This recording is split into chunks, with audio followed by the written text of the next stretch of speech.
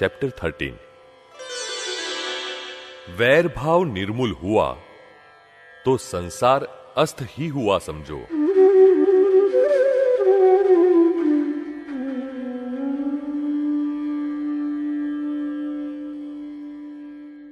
कैसे भी किसी भी रास्ते से वैर को मिटाइए।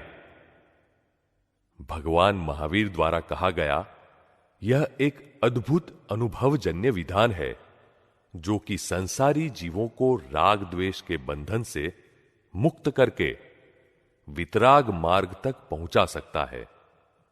आज हम जगत के लिए उपकारक ऐसी वितरागों की वाणी को ज्ञानी पुरुष श्री दादा भगवान की अनुभव वाणी द्वारा समझे।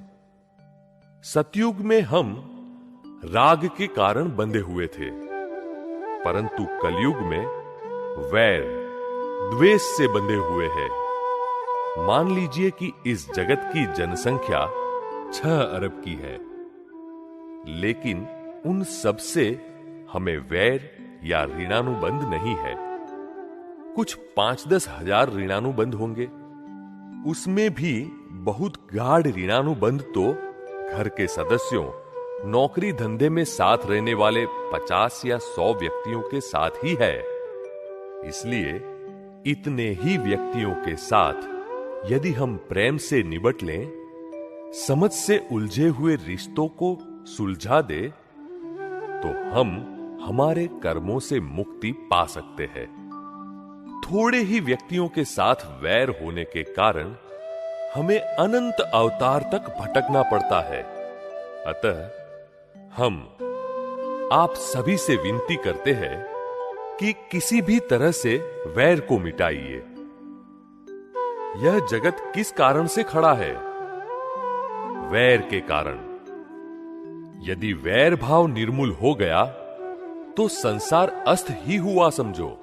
इसलिए हम फाइलों का यानी कि ऋणानुबंध का संभाव से निकाल करने की, निपटाने की बात करते हैं।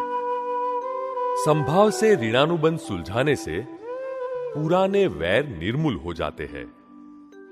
फिर आगे नए वैर न बंधे, इतनी जागृति रखनी होगी। 2 भाई हो मगर उनमें एक बार तू मैं हो जाए तो फिर क्रमशः मनभेद बढ़ता जाता है और फिर धीरे धीरे ऐसी स्थिति आ जाएगी कि भाई ही भाई को बर्दाश्त नहीं कर पाएगा और वैर की शुरुआत हो जाती है। ऐसे हालात में ये दोनों भाई कितने दिन साथ में रह सकते हैं? ग्राहक और व्यापारी के बीच संबंध तो रहता ही है ना। यह संबंध व्यापारी के दुकान बंद कर देने से समाप्त तो नहीं हो जाता। ग्राहक तो याद रखता ही है कि इस व्यापारी ने ऐसा किया था, मुझे खराब माल दिया था। लोग तो वैर याद रखते हैं। तो फिर इस भव में यदि आप दुकान बंद कर देंगे तो भी आने वाले अवतार में क्या वह आपको छोड़ेगा? नहीं छोड़ेगा। उसे तो वैर का बदला लेने के बाद ही चैन आएगा।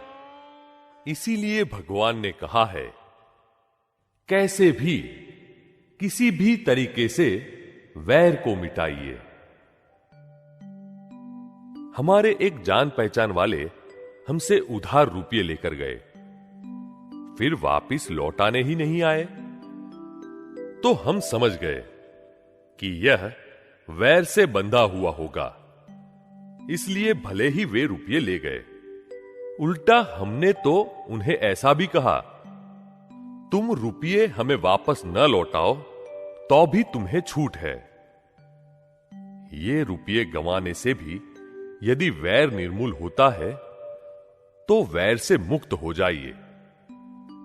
यदि हम वैर नहीं मिटाएंगे तो एक ही व्यक्ति के साथ बंधा हुआ वैर हमें अनंत अवतार तक भटकाएगा।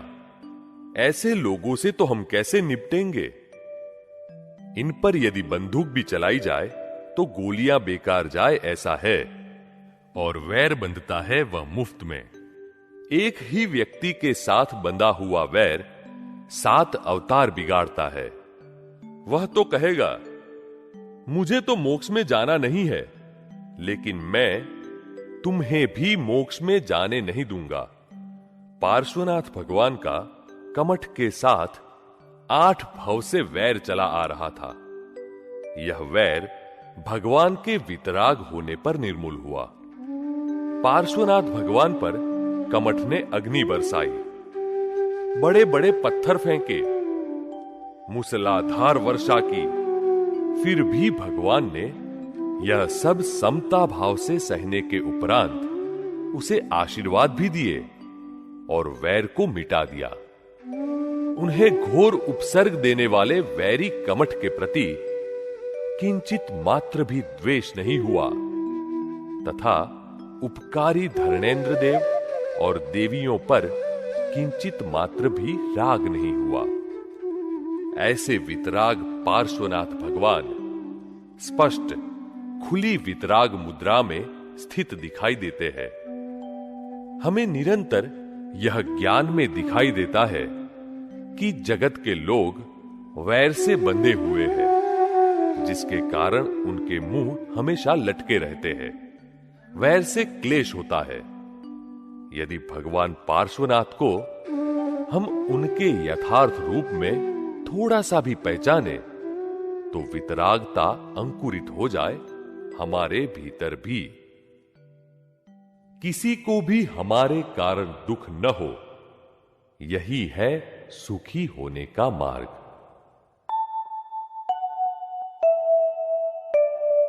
हाइलाइट्स। यह जगत किस कारण से खड़ा है? वैर के कारण। यदि वैर भाव निर्मूल हो गया तो संसार अस्त ही हुआ समझो। थोड़े ही व्यक्तियों के साथ वैर होने के कारण हमें अनंत अवतार तक भटकना पड़ता है। अतः हम आप सभी से विनती करते हैं कि किसी भी तरह से वैर को मिटाइए। रुपये गंवाने से भी यदि वैर निर्मूल होता है तो वैर से मुक्त हो जाइए। यदि हम वैर नहीं मिटाएंगे तो एक ही व्यक्ति के साथ बंधा हुआ वैर हमें अनंत अवतार तक भटकाएगा। किसी को भी हमारे कारण दुख न हो, यही है सुखी होने का मार्ग।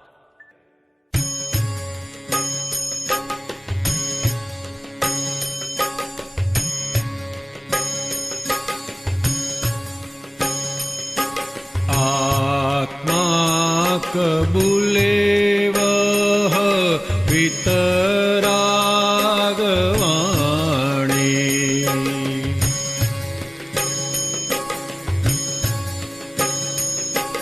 कारण निकाल दे अनुभव वाणी।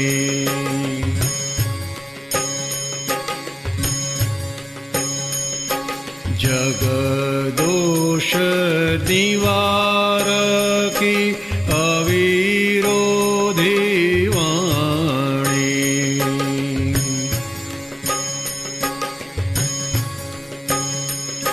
शाश्वत सुखदायी स्यादवाद वाणी।